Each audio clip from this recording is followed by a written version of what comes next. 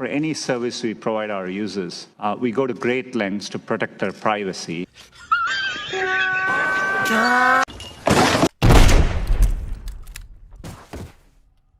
Privacy आज के time में बहुत ही ज़्यादा कमज़ोर होते हुए नज़र आ रही है। जब से चाइना स्मार्टफोन का मार्केटिंग कुछ ज़्यादा ही इंडिया में बढ़ गया है और हर एक यूजर्स के हाथ में चाइना स्मार्टफोन देखने को मिलने लगा है, इसकी वजह से कई सारे फ्रॉड आए दिन हमें सुनने को देखने को मिलते रहते हैं। जैसे कि पुणे में 93.5 लाख का फ्रॉड किया गया सिम स्वाइप के वजह से। ट्विटर का 32.8 मिलियन का डेटा यूं ही जो लीक कर दिया गया। व्हाट्सएप के बहुत सारे प्राइवेट नंबर यूं ही गूगल पे फ्लैश होने लगे।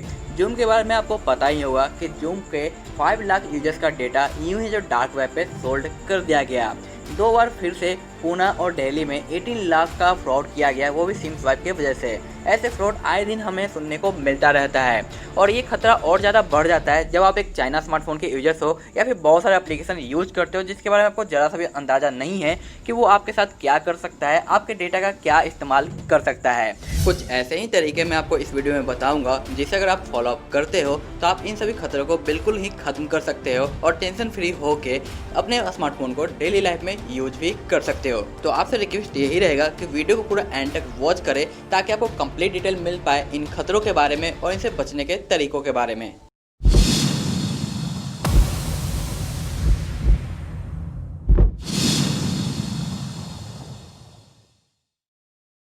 आपने कुछ लोगों से ये भी सुना होगा कि मेरे फ़ोन के अंदर कुछ ऐसा है ही नहीं जिसका इस्तेमाल कोई मुझे नुकसान पहुंचाने में कर सकता है।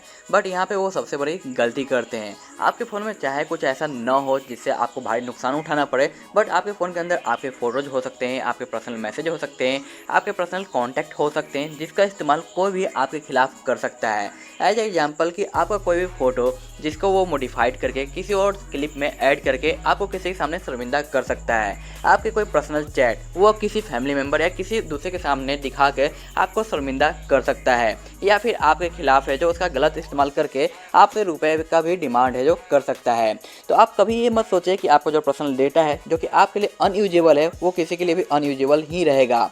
ये डेटा बहुत ज़्यादा इंपॉर्टेंट होता है। अगर ये किसी गलत के हाथ में चला गया तो आप सोच नहीं सकते हो कि वो उसका इस्तेमाल किस तरीके से कर सकता है आपको नुकसान पहुंचाने के लिए। तो इस ख्याल को दिमाग से निकाल दें कि आपका जो डेटा है वो अनयूजेबल है और किसी काम का नहीं है। और जो मैं आपको तरीका बताने वाला हूँ उसे आप स्ट्रिक्टली फॉलो करें एक स्मार्टफोन को यूज करते हुए, ताकि आपकी सिक्योरिटी और इम्प्रूव होए और आपको किसी के सामने शर्मिंदा ना होना पड़े या फिर आपको काफ़ी ज़्यादा नुकसान उठाना ना पड़े। हम जब भी कोई स्मार्टफोन परचेज करने जाते हैं तो कुछ ही बातों का ध्यान रखते हैं, जैसे कि जो स्मार्टफोन हम परचेज कर रहे हैं उसकी बैटरी का कैसा है, उसका चार्जिंग का स्पीड कैसा है, उसके डिस्प्ले की क्वालिटी क्या है और उसका जो कैमरा है वो कैसा देखने को मिलने वाला है। तब जाके हम कहीं हार्डवेयर के ऊपर ध्यान देते हैं कि इसका हार्डवेयर कैसा है और उसके बाद हम फ़ोन परचेज कर लेते हैं, चाहे वो Xiaomi का हो, Realme का हो, Oppo का हो या फिर Vivo का ही क्यों ना हो। और इसके अंदर कहीं ना कहीं Samsung भी इंक्लूड हो जाता है। और जितने भी चाइनीज फ़ोन हैं इनके अंदर आपने एक कॉमन एप्लीकेशन देखा होगा जिसका नाम होता है सिक्योरिटी ऐप, जो कि अलग अलग लुक में हमें नज़र आता है। और ये जो सिक्योरिटी ऐप होता है इसको सारे परमिशन मिले हुए होते हैं फ़ोन के, जैसे कि आप क्या क्या एक्टिविटी कर रहे हो उन सभी का एक्सेस इनके पास होता है और आप चाह के उसे डिनाई नहीं कर सकते।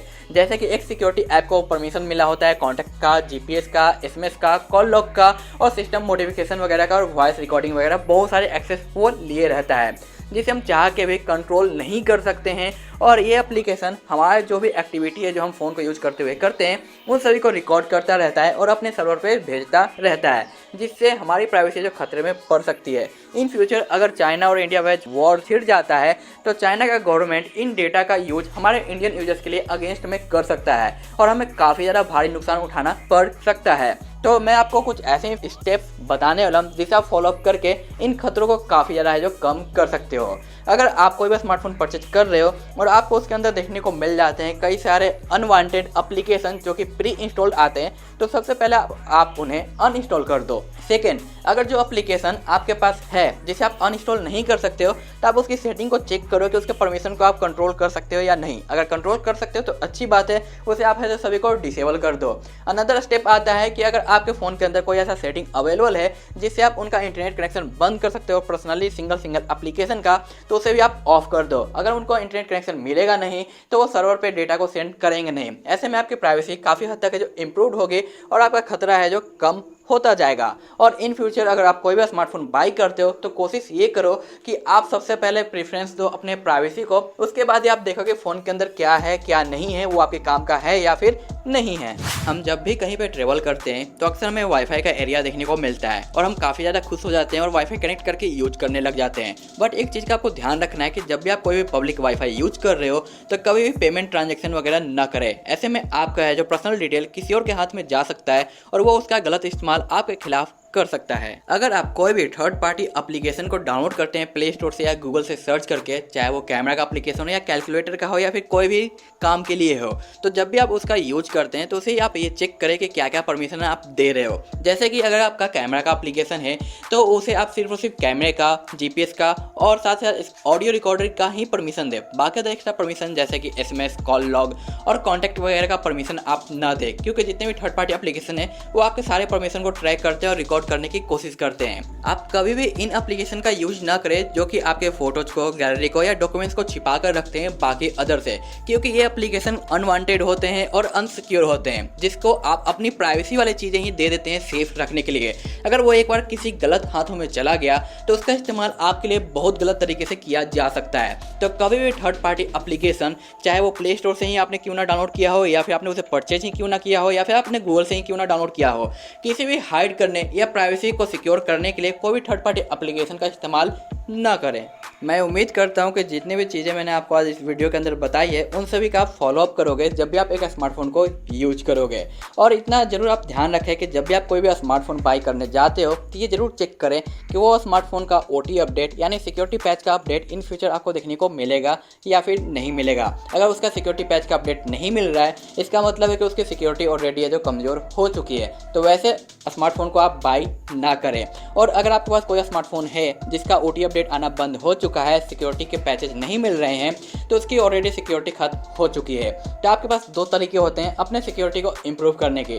पहला कि आप उस स्मार्टफोन को हटा के कोई नया स्मार्टफोन बाई कर ले, या दूसरा आप उस स्मार्टफोन को रूट करके उसके सॉफ्टवेयर को मैनुअली अपग्रेड कर लें। अगर आपको नहीं पता है कि कैसे करना है तो इससे रिलेटेड एक चैनल का लिंक आपको डिस्क्रिप्शन में मिल जाएगा, जिसे आप फॉलो अप करके अपने ओल्ड स्मार्टफोन के सॉफ्टवेयर को अपग्रेड करके उसकी सिक्योरिटी को इम्प्रूव कर सकते हो। अगर आपको आज की इन्फॉर्मेशन अच्छी लगी है तो वीडियो को एक लाइक दीजिएगा और इसी तरह के मोर इन्फॉर्मेशन इन फ्यूचर चाहिए तो चैनल को सब्सक्राइब करके बेल आइकन को ऑल पे सेट कर लीजिएगा। मैं मिलता हूँ आपसे नेक्स्ट वीडियो में। जय हिंद।